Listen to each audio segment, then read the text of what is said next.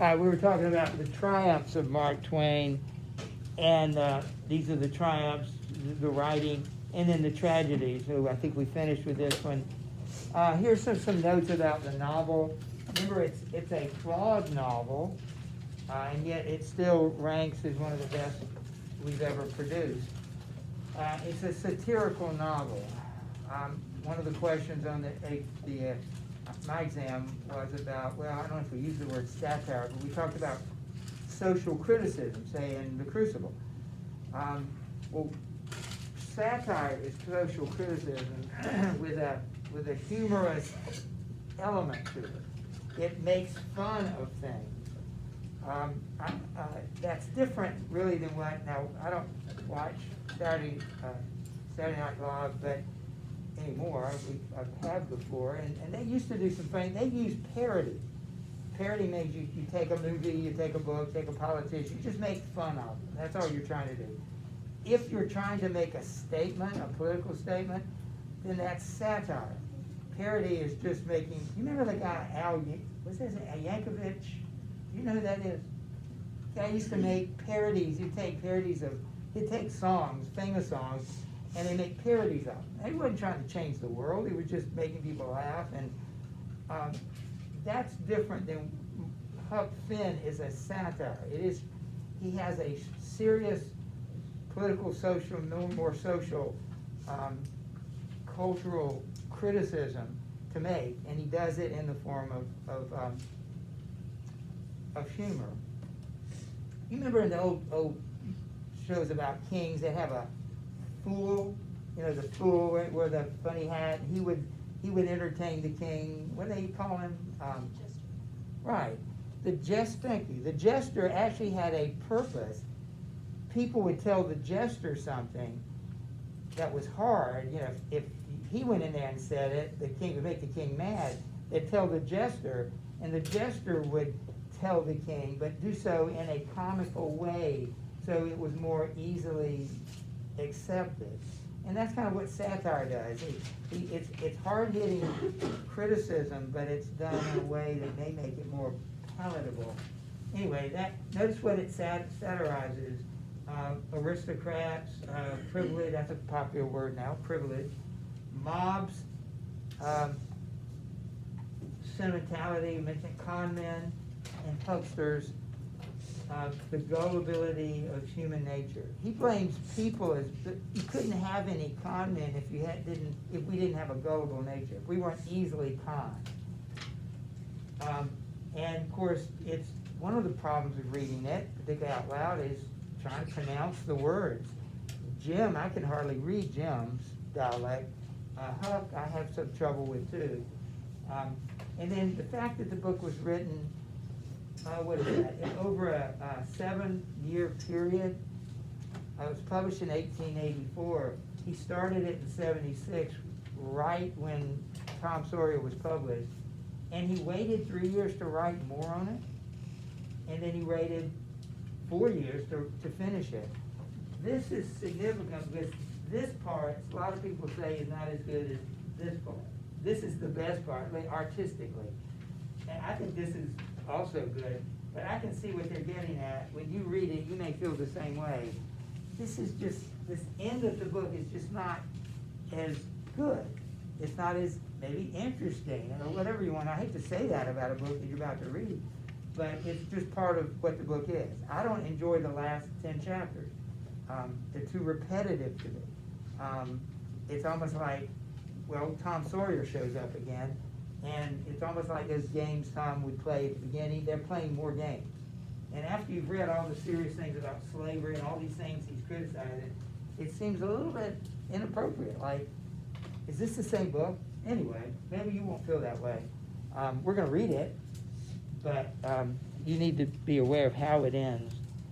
It does have the N word in it, and it was used as a casual, everyday speech by blacks and whites. I think I made the connection to our culture, and there's certain words, particularly profanity, that people use. It was one of the things that I do not miss, a lot of things. I appreciate Page High School, and I went to school there, taught there. But just you go through the hall, you hear profanity all over the place. I don't know about you. You're young.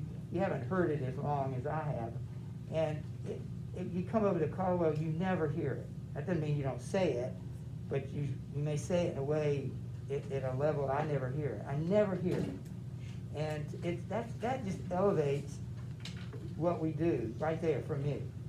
It was such a relief to come to a place where you didn't always, because those words are so common now, and that's what the N word was it is. I mean, you can't deny it.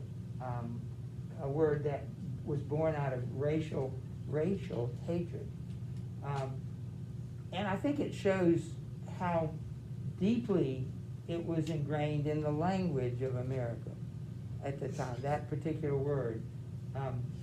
We hear the word racism a lot now. Maybe it's not all appropriate. Like not everything is racist, but when you see it, and that's a problem. If everything's racist, nothing's racist. So if we don't recognize it for what it is, we'll miss the actual racism. And I think that's part of the problem, that Mark Twain is consciously trying to show you that it's such a common, that word alone is such a commonly used word in the book that people don't recognize the actual racism that's going on. And yet the book, as we've said, the beauty of this book is it's not just about that. It's about a whole lot of other things. But it has been criticized for that. Can I go on?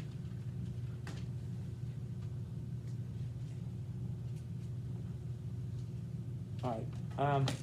That's not the only problem. One of the problems is I like Jim. I like the character of Jim. We're going to look at Jim. He's kind of like a father figure to Huck. He's a noble person. But some people say that he wasn't portrayed like an actual slave would have been. That's also the problem if you ever read Uncle Tom's Cabin, which I recommend. It's really an easy book to read. It's a long book, but it was one of those books, that changed our nation because it made slavery so real to people that it helped the abolition movement, and President Lincoln said it was the book that started the Civil War. That just shows you how powerful literature is. People forget kings, but they don't forget Shakespeare. Literature, the pen is mightier than the sword. And so books do make a difference. And I think Jim you'll have to make that decision. Does he seem like a real person or not? And then finally, even Hemingway pointed out what I said earlier, that the last 10 chapters or so, 10, 12 chapters, Hemingway says they're just not as good. You could stop reading before you get there, he says, and you haven't missed anything. And frankly, he makes actually a good point. So the book really kind of ends before it's over, although at the very end some really interesting things happen. But those are three problems that people have found with the book. Even despite that, it's still, as I said, one of the best we've got.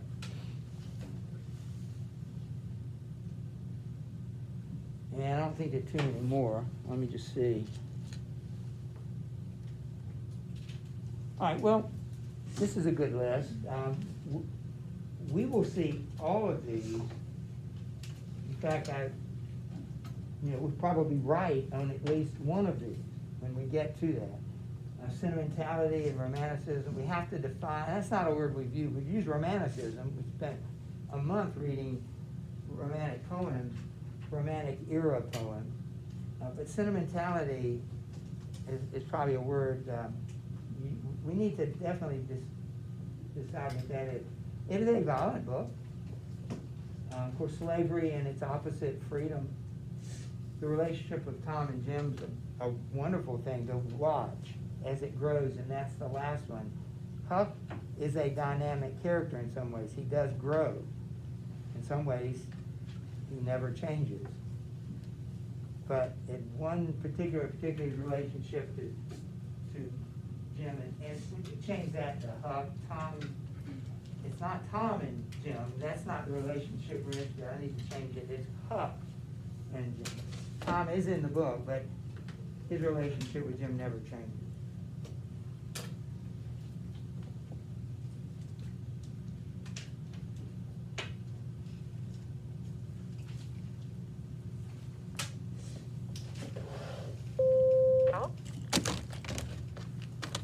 Hello?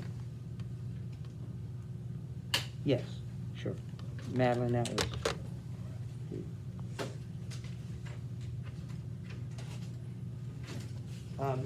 Madeline, we're gonna do the next poem on the packet that I showed you. So we just, we just read through it. Fine. All right, so you actually have these notes. I bet you can't find them, so I'm giving them to you again. You need to know, if you do have them, that's great. I mean, you don't need to write them twice, but you do need to know it, that realism has certain characteristics, just like romanticism. There were 9 for romanticism. I think there are 6 or 7. There's 6 here, but there may be another one. So as we read the book, we're going to see that Huck is the ideal. That's a oxymoron. Ideal realist, and that's cannot be an ideal realist, right? You know what I mean? The perfect realist. He's pragmatic, and pragmatism is another word for practicality. Just look what works, what's useful. You throw away everything that doesn't work, it's not useful. That's realism. It's a democratic, definitely believes in democracy. Everyday experiences of the common man, the middle class. I'm not a big fan of realistic literature. I had to read some in college because I don't want to read about ordinary people. I'd rather read about extraordinary people. Everyday experiences, they don't excite me as much as those extraordinary experiences. And on the immediate, remember the romanticism focused on the past. It idealized the past. Realism focuses on the present. Early in the book, Huck, the widow Douglas, he's living with the widow, and widow Douglas is teaching him about Moses. He's really interested in Moses until he finds out that Moses is dead. He didn't know Moses was dead. As soon as he finds out that Moses is dead, he's not interested anymore. That's a perfect realist, right? Focus on now. I don't care about the past. The past is over. Falseness of sentimentality and romanticism. Sentimentality, I hope you understand this. To me, it can be described this way. It's exaggerated emotions. If you go to a funeral and you cry because somebody dear to you has passed away, those are sentiments. Those are real emotions. If you go to a movie and somebody dies and you cry, that's sentimentality. Now, that's a simple version. I can imagine if you see the movie version of someone died, it makes you think of your loved one. I understand that. But that's the difference. When I watched the movie Rudy, and you know Rudy, that's a Notre Dame football player. Please say it. Okay, thank you. And Rudy comes out on the field, and the guy goes like this, gives him the slow clap, and all the starters on the football team are clapping for Rudy, and he comes out there, he's 5 foot nothing, he weighs 100 and nothing pounds, and he goes out there, he's on the whatever they call it, not the travel team, but he's on the team that just gets beat up by the varsity, and that's all they do. They don't play, they just dress up and they practice. And the varsity guys are giving this big clap. Little tear will form in my eye and start rolling down, and I think this is ridiculous. That's sentimentality. If you cry over something like that, it's not real. And Mark Twain always makes fun of that kind of maybe Hallmark TV movies, or although they're not sad, but if they were, that would probably be very sentimental. Whatever is real or actual, that's what the romantics are concerned about. You see all of these in this book. I think this is significant. Tom Sawyer is written by a third-person narrator. There's a lot of differences in Tom Sawyer the book and Huck Finn the book, but it starts with the narrator. Huck is the narrator of his book, Adventures of Huck Finn. And this is really, I hope you get this. Huck is a lens. So since he sees we don't see anything that Huck doesn't see. He's a lens to what the river, life on the river looked like before the Civil War. What he sees, we see, and we see what life on the river is like. Huck only observes, he never judges. So Huck doesn't judge what he sees. He just tells us what he sees. He's not editorializing. He doesn't have opinions. He just says this is what happened. And this is really interesting. He sympathizes with individuals, does not judge institutions. So the bottom line is he likes Jim. He helps Jim to escape from slavery. He thinks he's doing the wrong thing because he thinks slavery is just fine. But he can't help himself because he likes Jim. So he's gonna do the wrong thing by helping Jim escape slavery. And he never changes that opinion. Slavery is just fine. And I'm the one wrong. And Jim's wrong. Jim shouldn't run away. But I like Jim and I want to help him. And so the whole time he has this false guilt about it. Twain satirizes aspects of society by having Huck and his innocence admired. So you got to be able to see the difference. Huck admires something. He goes to the Grangerford house, and Emmeline Grangerford, who was a terrible poet and not a great artist, he thinks these are the greatest things he's ever seen and heard. But Mark Twain is reminding us that they weren't that good. But Huck thinks they're great. So you have to be able to tell the difference. And if you can get that out of the book and be able to explain the book in those terms, then that would be, remember The Chimney Sweeper by Blake? He was talking about, you got to work hard so that you'll go to heaven and you won't get hurt. And he had this upbeat attitude about their job as chimney sweepers. But the writer, Blake, hated what they were doing. And we hate it. But the narrator, he doesn't judge it. And so you have to be able to see that as you read the book.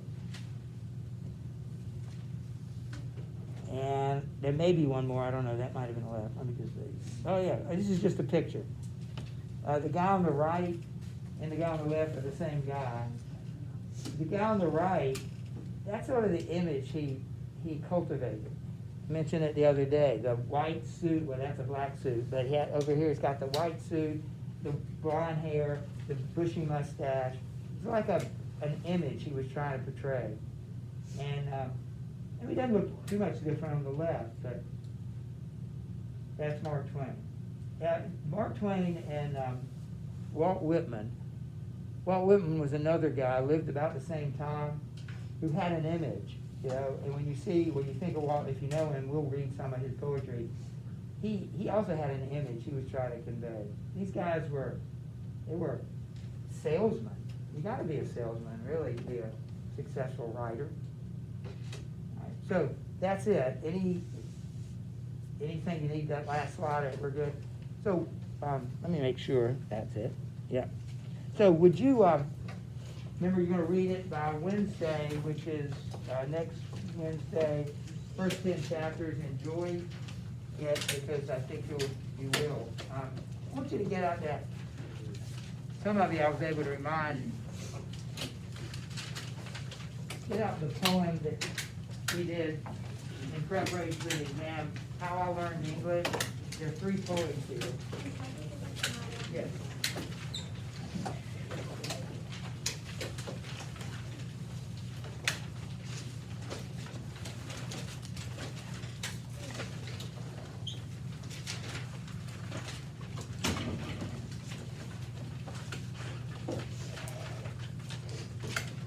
We haven't done a lot of modern poetry. We've been looking at romantics, and we did John Donne, maybe a Shakespeare or two. How do you know you're reading a modern poem as opposed to and it's 19th century or earlier poem. Look at the poem we did about baseball on the front. How do you know that's modern? Does it give you a date? No, it doesn't. So how do you know it's modern?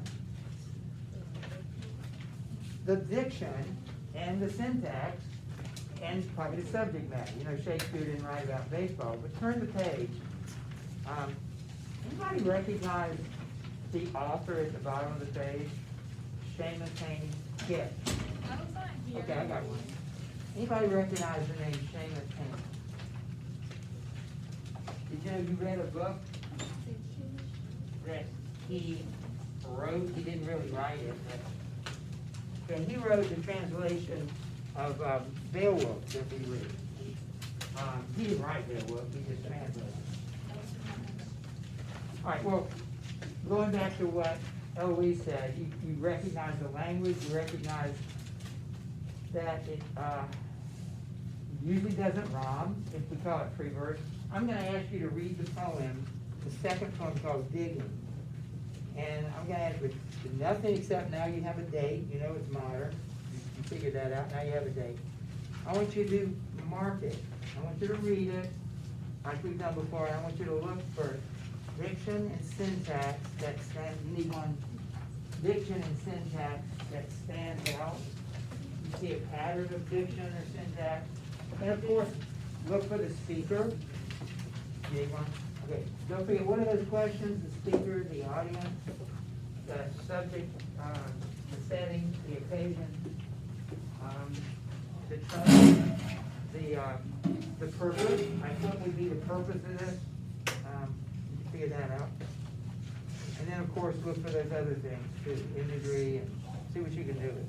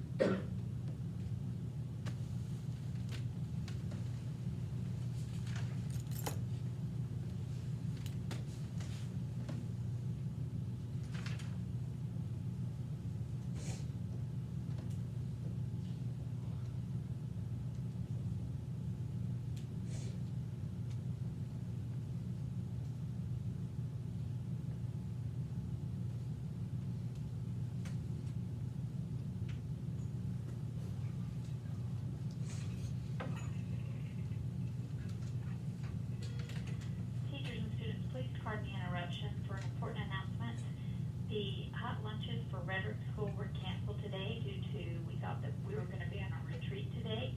If you ordered hot lunch and did not bring a lunch today because of that, please stop by the Student Activity Office immediately following this class and let us know. Thank you.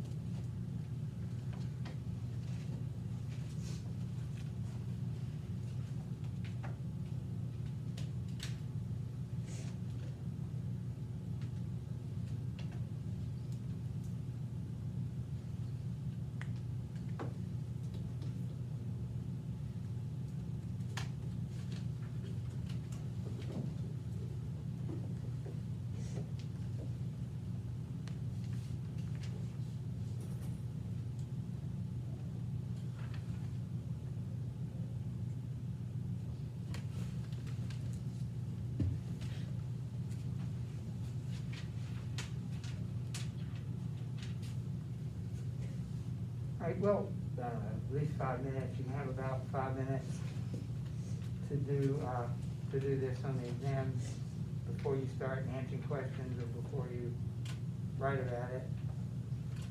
Yeah, don't forget to look at the title. So, Karen, you wanna get us started? What did you notice?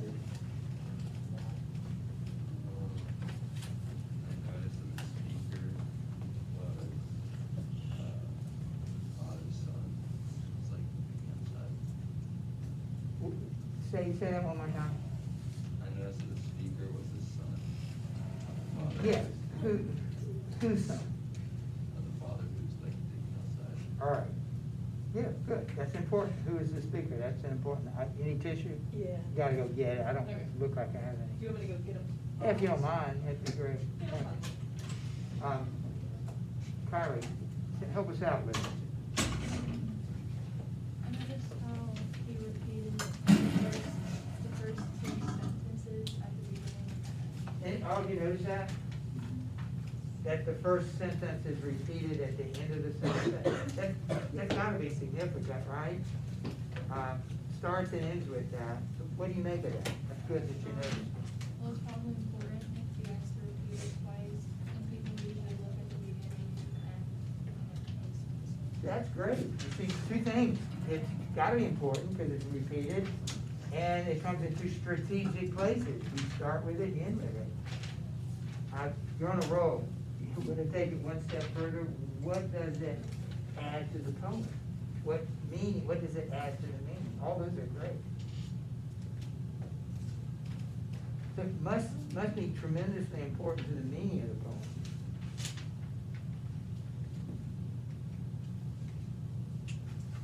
I don't really know. Okay, great start there, yeah. I was thinking, like, this could be wrong, but I was thinking, like, he's like, at the beginning of the poem, he has, like, it's like the same lines, and then at the end, like, he adds, I'll dig with it. So, like, he's, at the beginning, like, he's looking for inspiration for his writing, and then, like, he sees the scene, like, the scene of his father digging, and then he thinks of his grandfather. And then, like, he's found inspiration from that, so now, like, he repeats the same two lines at the end, but then he's saying, like, he's gonna dig with his pen. So at the beginning, his father is digging, and at the end, he's digging. That's another good point. John, what, you wanna do something with that, or? By the way, I think there's a misprint, unless you can convince me otherwise. The second line of the poem, the squat pen rests sung as a gun, doesn't it seem like it ought to be snug, S-N-U-G? I didn't look it up somewhere else, like to confirm it, but that doesn't make sense to me, sung. And the snug, like, yeah. Anyway, I don't know if that helps, but, John, yeah. So I saw how, there was a first person, they used like I and mine, and then that kind of, I could tell is that it was his first hand account, was, in the beginning, he was just observing as far as building, and then in the end, he participates in the mission. You hear that? That's also a good point. He's digging at the end, but how is his digging at the end? Judy, what's he digging? He's writing, right? He's got a pen. What does he mean, how to dig with it? Well, I guess he's like having a comparison between his like parents and grandfathers and all of them have been like in the farming business, I guess. And he wants to be more of like a writer. You're right. Did you notice that the guy, as you mentioned, the guy's grandfather and father are mentioned in the poem, and all three are digging? But how is it different? I mean, he's writing. Why does he say he's digging? John, why does he use the term dig? How do you dig with a pen? I was thinking it's kinda like digging for words, like right now. Yeah, why do we use that term, digging? Why would you, like, I said that on some of your papers. I've said dig deeper. I'm not literal, you're not digging, but what do you mean when you're digging for words? Making an effort to try and find something. Have you felt, I hope you have, that writing is hard work? That what we're doing right now is hard work? I mean, if you put out the effort, you'll realize it doesn't easily produce fruit. It takes, that doesn't make sense, you gotta go deeper. So I like that expression of digging. You all need to do that better. I need to do that better. Everybody that spoke so far pointed out something that you could have easily overlooked. That you saw a connection, and and when I say dig deeper, I mean give something more meaningful. Don't tell me just what's on the surface. So far, we've kind of been on the surface. You gotta start at the surface, right? And then you dig deeper. But now we're trying to dig deeper. What's he trying to get at about the deep? I like what Jonathan said too about looking. Did you say looking for words? It's like you can take. I think he says like I'll dig with it because towards at the end he repeats those lines to like kind of resist doing it because he wants to be out there with his dad. So he's making it sound like a task instead of like wanting to do it. Okay, and this reason I asked the question, isn't writing hard? Because digging, what's so hard about digging? The kind of digging they're doing, what's hard about it? Why is it physically hard? Claire, why is digging hard, if anyway? Like physically? Physically, how is it physically hard? What's physically hard about digging? Strength of that.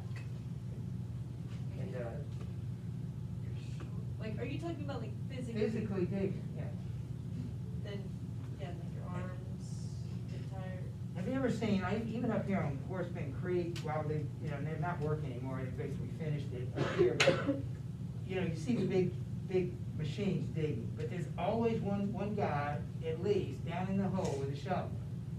And that is, have you ever done that? Have you ever worked with a shovel? It is, I mean, it's hard work. It's good exercise, but it's not very rewarding. You're just digging a hole. You know, you're not the guy that puts the thing in the hole, you're just digging a hole. It's hard work. Why is he making that connection between writing and that, which is hard work? And what I'm trying to tell you is, to come up with real meaning in a poem, you got to dig deeper. What's so hard? How do you do it? How do you dig deeper? It's just like, as when you're digging, like, you get tired, it's like, you keep going deeper. I guess, like, with writing, you just, like, keep getting tired well, not keep getting tired, but it's, like, hard for you to formulate, like, how a story, like, will go to, like, the next, transition in the story.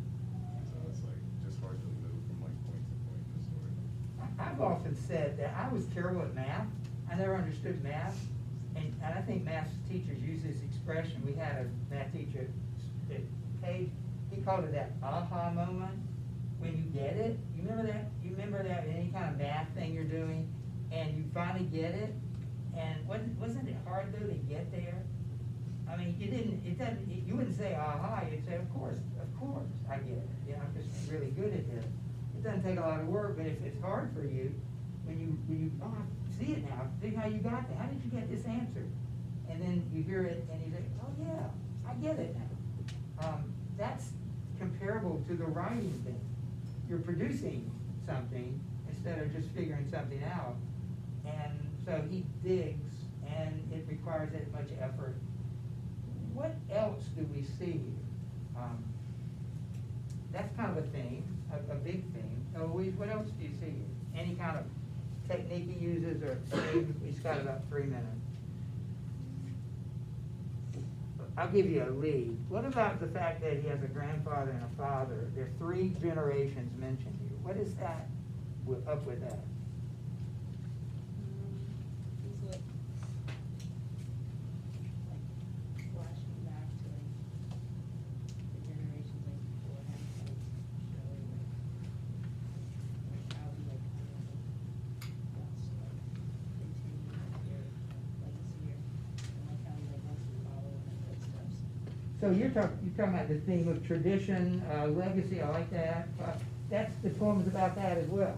It's about doing what your father. It's another poem. I need to dig it up. I need to find it, and it's similar to this. It uses the same kind of imagery, and it also is about tradition.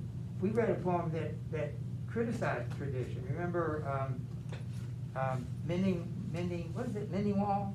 Remember that? And he was criticizing tradition by saying, why are we putting this fence up? We don't need it. But what's good about tradition? You just went through a season of pretty much tradition. Olivia, what's good about tradition? We'll finish up with it. It just kind of like brings people together and like keeps them like going for a long time and like carries on some legacy to the future. It shows respect for the past. There were other things we could have said. I just want you to know the conversational diction. The idea he says, by God, the old man can handle a spade. That doesn't sound like formal poetry. It's like he's just carrying on a conversation. And notice the word down. Lots of references of down, because you're digging down. I hope, maybe, I don't know if this was the thing to do, but I hope, one last thing. Look at the first line. He says, snug, well, he's snug as a gun. What was he talking about? His pencil, isn't that an odd thing to call it? And at the end, he says, I'll dig with it. What's the difference between a gun and a spade or a shovel? How would you describe the difference? First it's a gun, then it becomes a shovel. What's the difference? Alright, last thing, one is a weapon and one is a tool. So if he was thinking maybe of writing as a weapon, you know, I'm gonna hurt people, whatever you do is weapon. But at the end it becomes a tool, and that helps people. I noticed that too, and that's because you noticed addiction. Okay, so keep reading.